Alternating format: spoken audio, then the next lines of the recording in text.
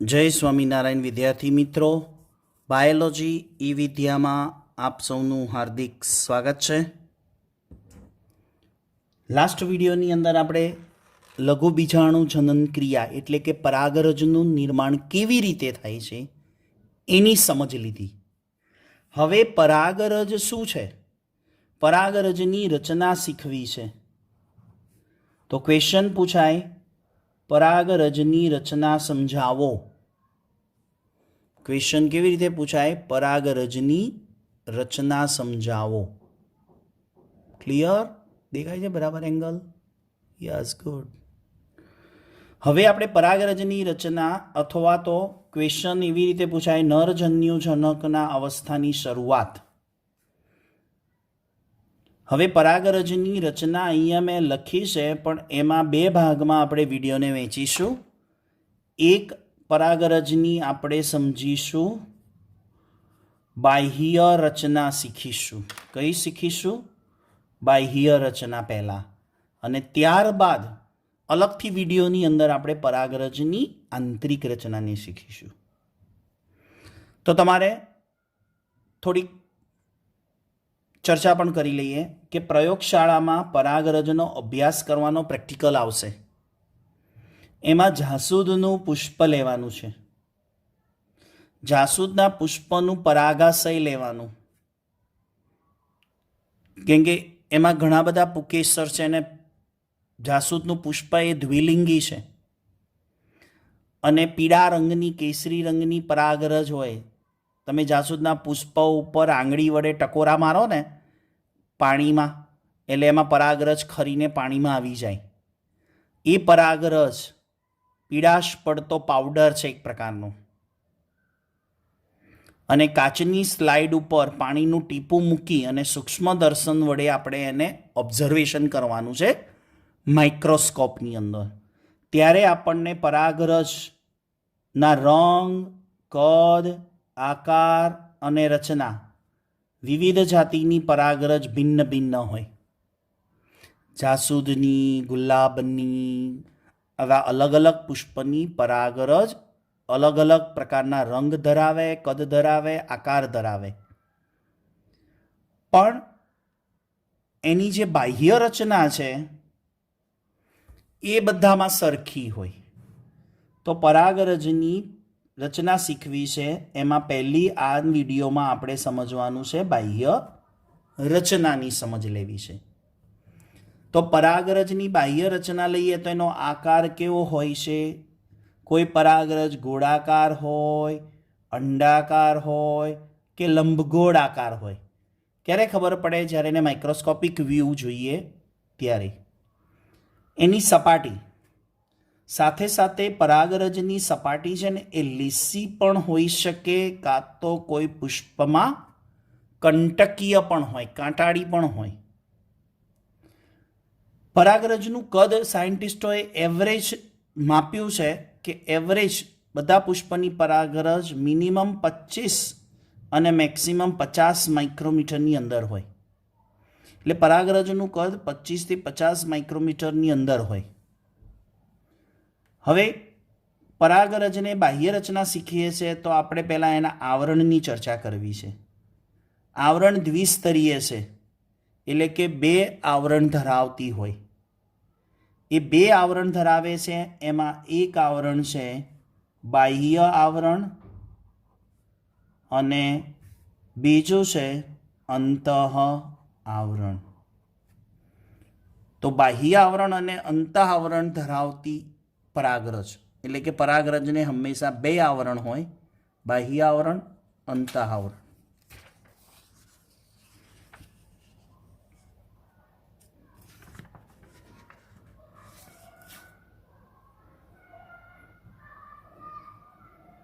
परागरज आ परागरज લીસી છે, आ परागरज છે बाह्य सपाटीनी दृष्टिए जोईए तो केवी देखाय छे? कंटकीय देखाय छे। ओके, हवे एने जरा माइक्रोस्कोपनी अंदर चेक करिए તો પરાગરજને 2 આવરણ છે. કેટલા આવરણ છે? 2 આવરણ. એક અંત આવરણ અને એક બાહ્ય આવરણ. આને આપણે કહીશું બાહ્ય આવરણ અને આને કહીશું આપણે અંતઃ આવરણ. ક્લિયર? તો પરાગરજની સપાટી ઉપર 2 આવરણ હોય છે, બાહ્ય આવરણ અને અંતઃ આવરણ. હવે બાહ્ય આવરણ વિશે ડિટેલ જોઈએ તો કે બાહ્ય આવરણ છે સ્પોરોપોલેનિનનું બનેલું છે. શાનું બનેલું છે? બાહ્ય આવરણ સ્પોરોપોલેનિનનું.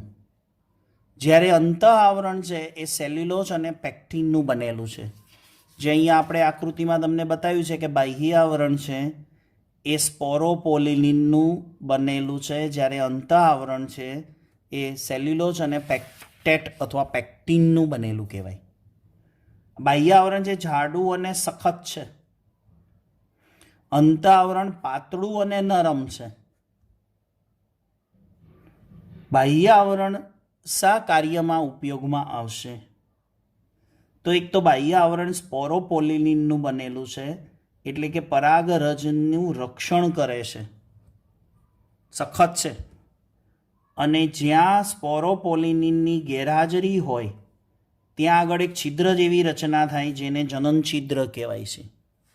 અહીંયા આકૃતિમાં મેં બતાવ્યું છે આ બાહ્ય આવરણ જાડું અને સખત છે, પણ અહીંયા આગળ અમુક જગ્યાએ દેખાય તમને છિદ્ર જેવી રચના છે. એ છિદ્ર જેવી રચના એટલે ત્યાં સ્પોરોપોલેનિનની ગેરહાજરી છે, એને આપણે જનન છિદ્ર કહીશું. એ જનન છિદ્રનો ઉપયોગ શું છે એને આગળ જતા વિડીયોમાં લેક્ચરમાં આવશે. હવે જ્યારે અંતઃ આવરણ છે ને એમાં પરાગનલિકાનું સર્જન થાય. અંતઃ આવરણમાંથી પરાગનલિકા સર્જાય. તો આ અહીંયા આકૃતિ દ્વારા બતાવ્યું છે બાહ્ય આવરણ, અંતઃ આવરણ અને અંદર એનું કોષકેન્દ્ર છે અને આ જનન છિદ્ર છે, આ બાહ્ય આવરણ છે. આકૃતિ તૈયાર કરવાની આટલી આકૃતિ તમે ડ્રો કરી શકો. પરાગરજની રચના પૂછાય એમાંય બાહ્ય રચના પૂછાય ત્યારે તો આ એક જ આકૃતિ માત્ર દોરી અને નામનિર્દેશન કરી શકાય. તો આગળ વધીએ સ્પોરોપોલેનિન વિશેનું મહત્વ. સ્પોરોપોલેનિનની ખાસિયત શું છે એના ઉપર નીટમાં પ્રશ્નો પૂછાઈ ગયા છે. એક તો પોલેનિન એટલે પરાગરજ ખૂબ જ પ્રતિરોધક કાર્બનિક દ્રવ્ય છે. પ્રતિરોધક છે કાર્બનિક દ્રવ્ય, ઓર્ગેનિક કમ્પાઉન્ડ એના બંધારણમાં ઓર્ગેનિક કમ્પાઉન્ડો છે, પણ પ્રતિરોધક છે. કોના માટે પ્રતિરોધ કરે? તો કે જલદ એસિડ અને જલદ બેઝ સામે રક્ષણ આપે. એટલે કે એસિડ અને બેઝ સામે એ પરાગરજના અંદરના ભાગોનું રક્ષણ કરે, જેમાં અગત્યના નરજન્યુઓ પડેલા છે જે ફલન માટે ઉપયોગી છે, એવા નરજન્યુઓનું રક્ષણ થાય છે. સાથે સાથે એ સ્પોરોપોલેનિન છે ને કોઈ પણ ઉત્સેચક વડે પાચન કરી શકાતા નથી. એટલે કે સ્પોરોપોલેનિનનું પાચન થઈ શકતું નથી, કોઈ પણ એન્ઝાઇમ એને પચાવી શકતા નથી અને પરાગરજ અશ્મિ સ્વરૂપે સંગ્રહિત રહે છે. એટલે કે આવા સખત આવરણની અંદર નરજન્યુઓ સુરક્ષિત રહે છે, જે ફલન માટે ઉપયોગમાં આવવાના છે એ માટે અશ્મિ સ્વરૂપે સંગ્રહિત કહી શકાય. આ સ્પોરોપોલેનિનની ખાસિયત છે. હવે છે પરાગરજની આંતરિક રચના. અહીંયા લખ્યું છે પરાગરજની રચના, પણ કઈ રચના શીખવાની છે? નંબર 2 આંતરિક રચના, જેના ઉપર આપણે અલગથી વિડીયો બનાવી અને આંતરિક રચનાને આ પણ આકૃતિ સહિત એને સમજાવીશું. તો આશા રાખું છું આપને આ વિડીયો દ્વારા સુંદર અને સરસ મજાની સમજણ પડી ગઈ હશે. તો આવતા વિડીયો લેક્ચર સુધી HP સરના જય સ્વામિનારાયણ.